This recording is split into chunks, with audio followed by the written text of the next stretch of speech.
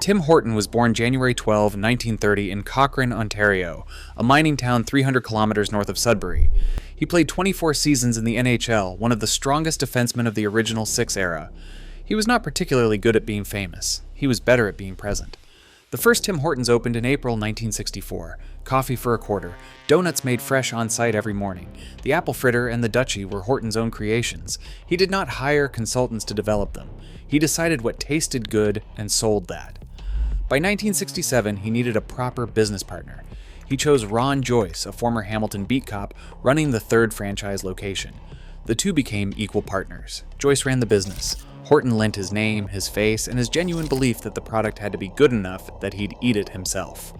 On February 21, 1974, Tim Horton drove himself from a game in Toronto toward Buffalo. He was 44 years old. He died on the Queen Elizabeth Way near St. Catharines. There were 40 Tim Hortons locations in Canada at the time of his death. Joyce bought out the Horton family for approximately $1 million. He then spent 2 decades turning 40 locations into more than 2,000. By the mid-1990s, Tim Hortons had surpassed McDonald's as Canada's largest food service chain by number of locations. The coffee was brewed fresh every 20 minutes. Baked goods were made from scratch in each location every morning. The brand's internal motto, "Always Fresh," was not marketing language. It was a production standard that shaped the physical layout of every kitchen in every store. This is the part that matters. The Always Fresh standard was expensive. It required trained bakers at every location, starting before dawn, producing goods with a shelf life measured in hours. It was inefficient by every metric a private equity firm would use to evaluate a restaurant chain. And it was the reason that when you walked into a Tim Hortons anywhere in Canada, the Timbit you picked up tasted the way you remembered it tasting the last time. In 1995, Joyce sold Tim Hortons to Wendy's International for 580 million Canadian dollars. In 2006, Tim Hortons was spun off as an independent public company. The Toronto Stock Exchange IPO created a sensation. Canadians bought shares the way they bought coffee, not as a financial instrument, but as a gesture of belonging to something. By 2014, Tim Hortons had more than 4,500 locations across Canada and the United States. It ran a children's foundation. It sponsored minor hockey leagues through the Timbits program. It was not merely a restaurant chain, it was infrastructure. The same way a hockey rink is infrastructure. A place that existed to serve the community it sat inside, and the community had come to depend on it as such. Then, August 26, 2014 arrived. Burger King Worldwide, controlled by 3G Capital, a Brazilian private equity firm, was acquiring Tim Hortons in a transaction valued at 12.5 billion Canadian dollars.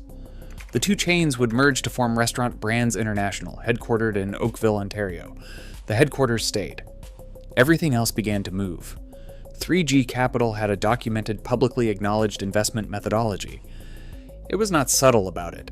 The same firm had applied the same approach to Anheuser-Busch after 2008, cutting thousands of jobs and stripping out costs that had built the brand's quality reputation over more than a century. They applied it to Heinz after 2013, cutting 600 jobs at the Pittsburgh headquarters within months of closing. They applied it to Kraft after 2015, writing down $15.4 billion in brand value by 2019 as cost-cutting outpaced brand investment. The playbook was not a secret. Identify a company with strong brand equity and relatively high operating costs. Acquire it. Slash the cost structure aggressively. Extract margin, report improved EBITDA. The first signs at Tim Hortons were not dramatic. They were small. Franchisees, the men and women who owned individual locations, who had in many cases spent their life savings to buy into the system, began noticing changes in products they were required to purchase through the corporate supply chain. Coffee carafes made of thinner glass that broke more often, hot holding trays that cracked under normal heat, icy cap cups with walls so thin they crushed when the lid was applied. Holiday mugs recalled during Christmas due to quality failures. In March 2017, franchisees formed an organization called the Great White North Franchisee Association. They sent a confidential letter to Restaurant Brands International Management. The letter, obtained by the Globe and Mail, stated that the Tim Hortons brand was being destroyed, along with franchisees' economic health. It named the products that had been cheapened. It described the equipment that was failing. The GWNFA represented approximately half of all Canadian franchisees, roughly 2,300 of 4,700 locations. These were not disgruntled employees. These were owners. People who had borrowed money, signed long-term leases, hired staff, and built their livelihoods on the premise that the company whose name was above their door would protect the standard that made the name worth something. In 2017, the association filed a lawsuit alleging that Restaurant Brands International had improperly diverted funds from a $700 million annual advertising fund toward corporate overhead and executive compensation. A second lawsuit followed, alleging that RBI was blocking franchisees' right to organize. By 2018, the Canadian federal government opened an investigation into whether 3G Capital had violated commitments made to Ottawa as a condition of the acquisition's approval, commitments that included maintaining franchisee relationships and employment levels for 5 years. The letter from GWNFA President David Hughes to the Minister of Innovation contained a sentence that said everything it needed to say. Rome is burning. Meanwhile, RBI stock had risen approximately 40% since the acquisition. The investors were satisfied. The franchisees were not. These were not the same group of people. This is what the financial press consistently failed to explain. The brand's value was not in the corporate structure or the supply chain efficiency. It was in the specific, repeatable, daily experience of a customer walking through a door and receiving something that tasted the way they expected. That expectation had been built over 50 years by people who woke up before dawn to make something fresh. The moment you managed that expectation against a quarterly cost target, you were no longer protecting the asset.